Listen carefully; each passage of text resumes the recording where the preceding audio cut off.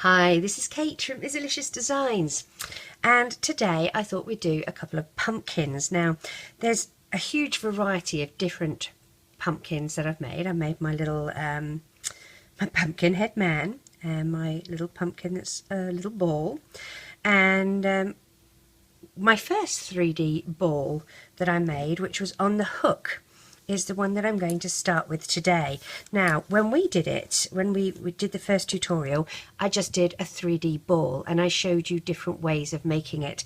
Today we're going to specifically make a pumpkin using that technique. So it's going to be done on the hook. You can do it on your loom if you choose to, and I'll show you how. You're just going to do strings, chains, and we're double banding. You place 2 bands like this on your loom. Okay, now your loom, it doesn't matter what offset you have because we're doing each chain separately, but we're doing 6 pair of bands.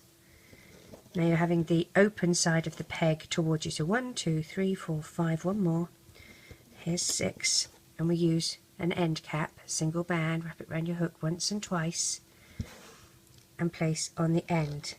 Okay, now this is how we do our chains using the loom. You loop it up like this, and this is the easiest little 3D ball, and they're quite fun. They don't really bounce, but I mean, I suppose if you stuffed them with something, but this is a little chain using double bands. Okay, so we're going to be making 8 of these. This is number 1. I'm going to show you how to do it on your hook, because you might be out somewhere and have bands and a hook, but you don't have your loom. So take a single, wrap it once and twice. That's the equivalent of your end cap. Take a pair. This is your first pair, and we're doing 6 pair. So this is your first pair. Slide the end cap on like that and reclaim the end of your bands. And again, so that's second pair, third pair, fourth pair,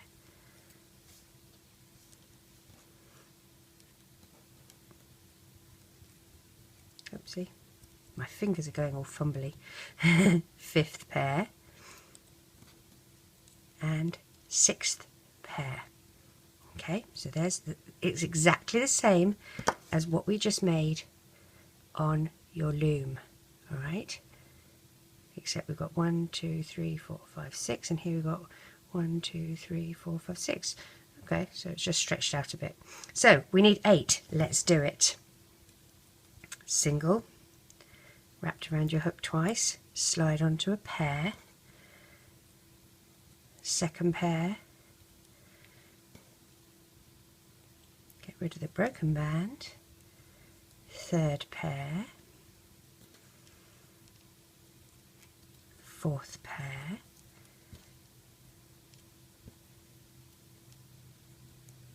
fifth pair, and 6th pair. And I'm going to keep that on my holding hook. Now if you don't have a holding hook, and it's a really good idea when you buy those packets of bands and they put those horrible plastic flimsy little band hooks in, they're great to keep as holding hooks. But if you don't have another hook to use as a holding hook, toothpick, pencil, chopstick, oh gosh, I'm trying to think of other things that you could use. Anything really that you can slide it onto. A fork even, you can put it onto you know, one of the prongs of a fork, just to keep it from falling all apart and unraveling. So 1, 2, 3, 4, 5. Let's do our last pair here. There's number 6. So we've done 4. I need to do 4 more.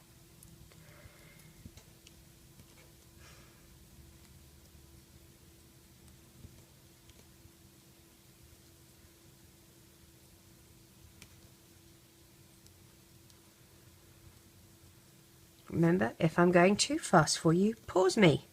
I promise I won't even know, I won't feel it, I won't get upset. And just catch up. 1, 2, 3, 4, 5 and 6.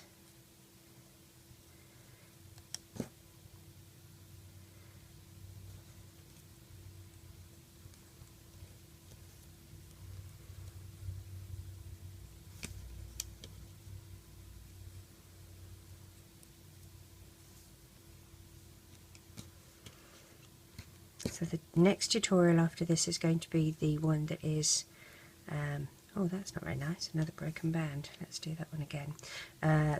This particular one does not have crossover bands, so it's an open ball, okay? The one that I'll show you next does have crossover bands, so it's a closed ball, and I like to use those for the head of my little pumpkin man, which is great for Halloween.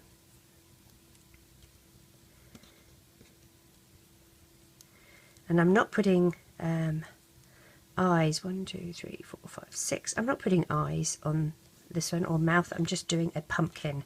But on the one that I use the crossover bands with, I'll show you how to put eyes and a mouth so it looks like a jack-o'-lantern.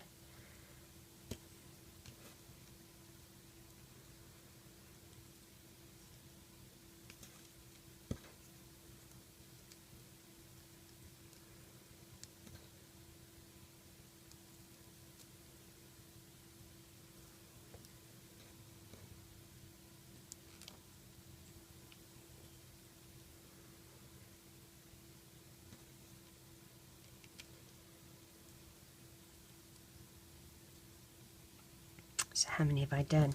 1, 2, 3, 4, 5, 6, 7. We need one more.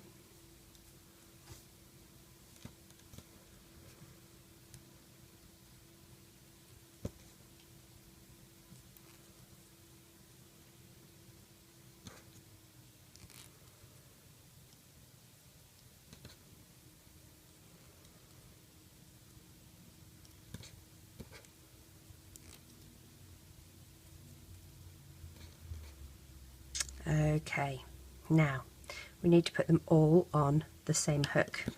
All right, collect them all up.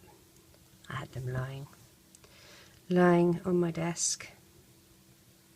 Okay, so collect them all up. Now, I like to use a double band when I slide them all on. This, I think, causes a few problems for some people. They find it difficult. The trick about this is to keep it taut. When I say taut, I mean tight. So put the double band on the end of your hook and keep it tight. And you're sliding these over. These little loops of your chains need to go over like this. But keep this tight. If you loosen it, it's going to fall off the end of your hook. Keep it tight. Slide those all on. When you have them all on, move the end down your hook midway so that it's not going to fall off. You're now going to find the end of those double bands and put your hook through it. So you've got it like that. Then take the 2 loops that are closest to you, up, over and off, so that you've made like a little slip knot.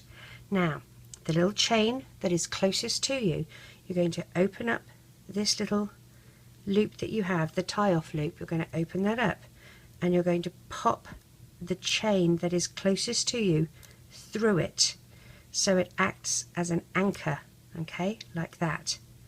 So there we have, it looks like a little starfish with too many legs, okay, like that.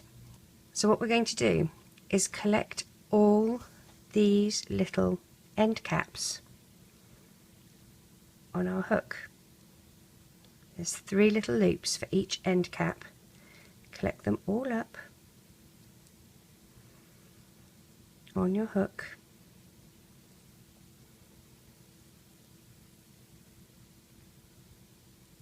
Like that.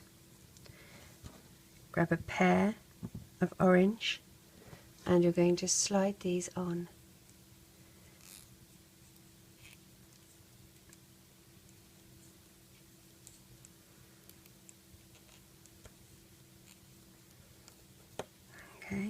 take the other end, reclaim the end of your band, and you're going to drag it through in a slip knot like that. Now, what I'd like to do is have this attached to a pair of green bands and have the green bands pop out the center here like a stalk. So what I'm going to do, and I'm trying to do it close up so you can see, is go under here, grab these bands. Now I'm going to hold on to one end of this band like that, but I've got my hook through the middle of them. I'm dragging through like this, putting my hook back on, and then I'm going to take those two that are closest to me, if I possibly can, up and over like that, and pull tight. And that's how I do my knot. So that's my knot. Now, as I said, I'd really like for this to pop out the center. I'm going to drag that through the center like that. I'm going to attach two green bands, do a slip knot, and then what I want to do is have this part inside the pumpkin. So I'm going to drag this back through the center if I can. Come on, little pumpkin. There we go. So I've dragged that back through the center. And now you can see I have my little squash or pumpkin or whatever you want to call it. And you just sort of pull these little, well, you don't pull them, you sort of squish them so that they are squat and form the little, let me move you out a bit, you might be able to see what I'm talking about. To shape it, you just sort of squidge them around a bit. But there you have a little pumpkin done without a loom. So I hope you enjoy making them. I think they'll be fun for Halloween or Thanksgiving.